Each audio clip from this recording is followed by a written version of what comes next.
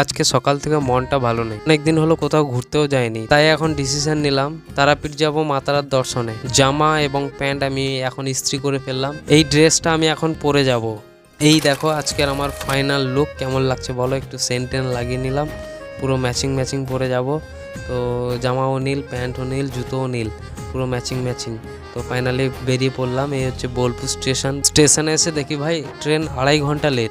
শুভ কাজে পিছু মুড়তে নেই, তার জন্য আমি ট্রেনের জন্য ওয়েট করে থাকলাম। তারপর ফাইনালি ট্রেন এলো, সুপারফাস্ট গাড়ি হয়েও গাড়ি 2.5 ঘন্টা লেট, এটা কি মানা যায়? হেলতে দুলতে পৌঁছালাম রামপুরহাট স্টেশন। দেখো ফাইনালি মন্দিরে পৌঁছে গেলাম, সামনে কত দোকান রয়েছে। এবার এটাই হচ্ছে তারাপীঠের মেন মন্দির। এই সৌভাগ্যটা আমার কোনোদিন এর আগে হয়নি, মাকে আজকে স্পর্শ করতে পেরেছি আমি। মায়ের পায়ে প্রণাম করে মাকে জড়িয়ে ধরে তারপরে এসছি।